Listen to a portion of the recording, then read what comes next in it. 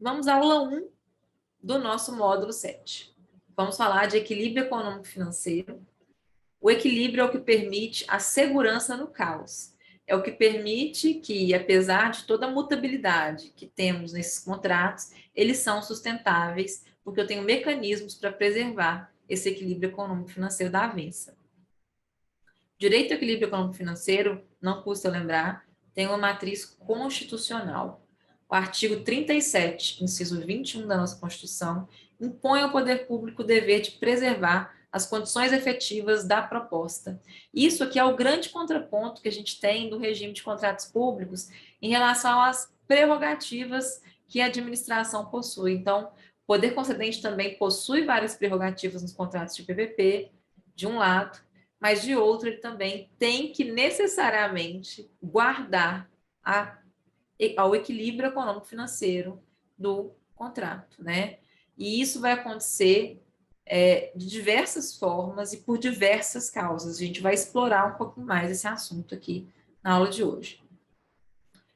O Marçal Justem Filho ele tem uma figura bem interessante que ele fala da equação econômico-financeira como o crivo do equilíbrio do contrato, né?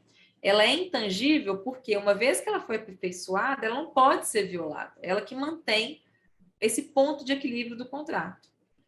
E se eu tenho, em algum dos ângulos dessa equação, um desequilíbrio, entram aí mecanismos contratuais para sanear essa relação. Então, ele diz, né, que não é possível alterar quantitativo ou qualitativamente apenas o âmbito dos encargos ou só tão somente o ângulo das retribuições. Se forem adicionados encargos, rompe-se o equilíbrio, a não ser que também se ampliem as retribuições. Idêntico raciocínio se aplica em caso de redução de encargos, o que acarretará a necessidade de redução das retribuições. E aqui é importante destacar, o equilíbrio econômico é um direito das partes, não é direito só do parceiro privado. Eu posso ter reequilíbrios em favor do poder concedente, importante ressaltar. E aí ele fecha o raciocínio que, em síntese, a manutenção do equilíbrio econômico-financeiro corresponde a uma espécie de magnetização dos ângulos ativo e passivo do conteúdo da relação jurídica. A alteração de um ângulo deve corresponder a uma alteração equivalente e correspondente desse outro ângulo. É uma figura bem interessante para ilustrar, então, o que é essa equação econômico-financeira. Eu tenho diversos fatores que podem causar desequilíbrio no contrato. Eu nem estou pensando aqui se esse desequilíbrio vai ensejar o direito ao reequilíbrio. Isso é importante. Estou falando em um momento inicial em que essa equação se desequilibra por alguma razão, né? Vamos ilustrar aqui. Na perspectiva de receita, eu posso ter um desequilíbrio caso eu altere o valor da remuneração, caso eu altere índices de reajustamento, variações de demanda pelos serviços que foram contratados, ou até mesmo alterações legislativas e regulatórias que comprometam essa equação, né? Se eu penso, de outro lado, a perspectiva dos investimentos, eu posso ter, né, também questões semelhantes, né, de remuneração, de alteração legislativa, e na parte dos custos, eu posso ter, por exemplo, variações de erros eventuais na projeção original, que podem ter sido um custo superestimado, um custo subestimado, uma má avaliação do mercado. Posso ter um evento superveniente que altere essas premissas, por exemplo, eu posso ter um aumento de uma alíquota de um tributo que incide sobre aquela prestação, né? Posso alterar as cláusulas de serviço para incrementar ou para desonerar investimentos. Por exemplo, eu posso, diante de uma crise sanitária e pandêmica que vivemos, reduzir algumas obrigações de viagens, no caso de um transporte coletivo de passageiros, né, que tenha sido concedido. Além disso, posso também ter eventuais impactos de ordem ambiental, regulatória, legal, que façam esse tipo de impacto de custos na prestação daquele serviço que foi concedido, né? A constatação desse desequilíbrio é só a primeira fase, né? Ela não esgota a nossa atividade aqui de avaliação desse ítero, né? Eu primeiro vou, então, avaliar se houve a ocorrência de um evento que afetou o equilíbrio inicial, né? Depois que eu vejo, eu vou ter que analisar necessariamente de quem que é a responsabilidade por aquele risco associado à luz das disposições contratuais. Então, não basta ter um evento que desequilibrou a equação. Eu tenho que ver de quem é a responsabilidade pelo risco associado ao evento, porque se for da parte afetada, ela não vai poder fazer o pleito, né? Isso é importante a gente ter em consideração.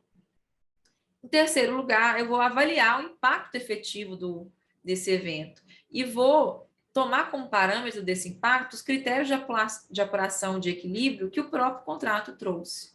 Só ao final eu vou escolher a medida mais adequada, mais eficiente para a recomposição do equilíbrio econômico-financeiro contratual. Uma coisa importante, né, a gente falou aqui sobre avaliação do impacto do evento, isso é feito tendo em conta as avaliações de rentabilidade, de custo de capital dos contratos de concessão. A forma mais comum é que se faça, né, uma avaliação do custo de capital e da respectiva taxa de desconto para avaliar, né, esses investimentos nas concessões. A taxa de desconto que é mais usada para avaliar esses custos é o que a gente chama de WACC, né? Custo médio ponderado de capital, a sigla em português é CMPC.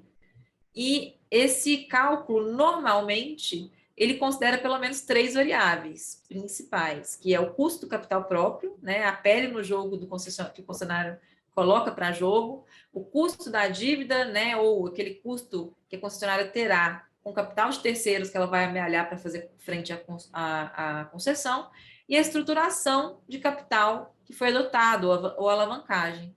Né? Eu vou ter que ponderar cada um desses componentes em relação ao total. O que a gente chama de TIR, né, a taxa interna de retorno estimada para o projeto, tem que ser comparada com esse custo médio de capital para indicar se o projeto é ou não viável. Né? Para que o projeto seja viável, necessariamente a TIR tem que ser maior do que o custo médio, do que esse WACC. Então, essa avaliação ela é feita lá nos estudos, e isso é o primeiro elemento para conformar qual que é esse ponto de equilíbrio da equação, né? Mas a avaliação efetiva de como que esse desequilíbrio afetou o contrato vai depender desse passo 3 aqui, né? Que é a avaliação conforme critério de apuração do equilíbrio. Esse é um ponto dos mais importantes. E dentre os parâmetros de aferição do impacto do evento, 2 têm sido os mais comuns nos últimos anos aí no histórico das concessões. O primeiro deles é a compensação pela própria taxa interna de retorno, que aí vai ser considerado como aquela taxa que o investidor obtém, em média, cada ano, sobre os capitais investidos, né? Esse retorno pelos rendimentos.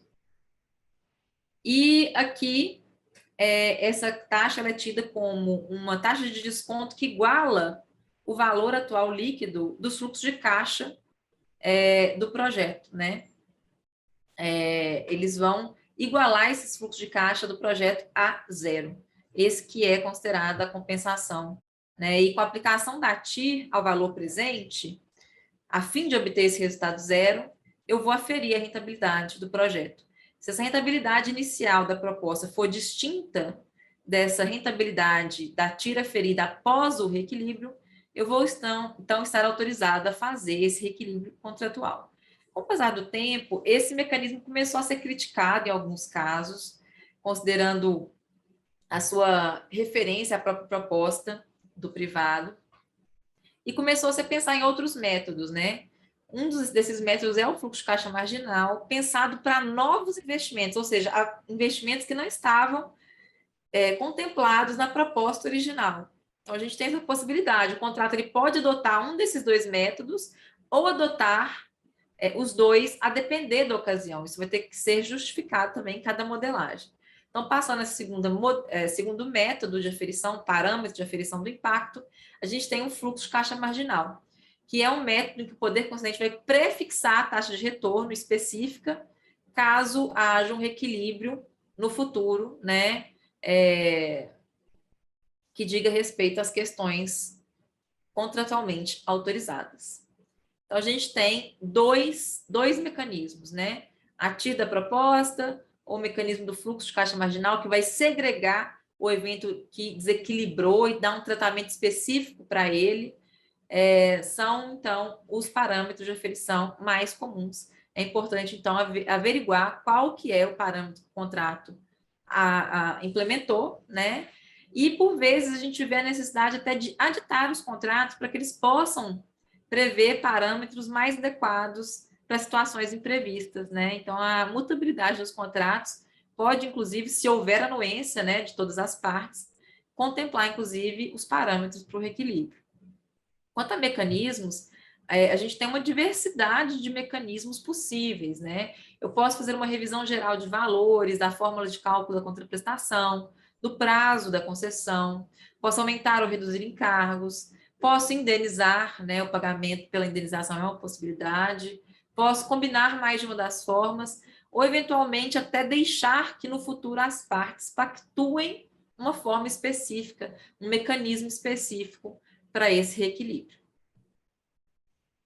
Não há aqui, em face do poder concedente, uma total discricionariedade para escolher qualquer uma desses meios, né? Quando a gente pensa na decisão mais efetiva, quando a gente pensa na perspectiva dos direitos do contratado também, é necessário que eu avalie as características de cada desequilíbrio, né? Olhar cada caso concreto para ver qual que é o mecanismo mais adequado. Por vezes, eu simplesmente ampliar o prazo de uma concessão não vai resolver o impacto que o evento desequilibrante trouxe, por exemplo, nas receitas da concessionária. Caso haja, por exemplo, uma queda de demanda absurda, né? A gente não vai conseguir salvar este contrato. É muito importante que se verifique qual é o critério de reequilíbrio mais adequado. Inclusive, o TCU, em 2018, já entendeu que essa discricionariedade não é absoluta. A administração, então, não tem discricionariedade absoluta para escolher qual que é o mecanismo, né? Eu tenho que avaliar, dentre mecanismos jurídicos e técnicos que estão sujeitos aos órgãos de controle, inclusive, qual que é o mecanismo que melhor atende ao interesse público, né? Por vezes, se eu escolher a indenização, essa vantajosidade da indenização, por exemplo, se associa quando eu tenho um custo financeiro de liquidez muito grande em virtude do desequilíbrio. Então, por vezes, a indenização, por mais que ela seja impopular, ela pode ser um mecanismo mais adequado, por exemplo.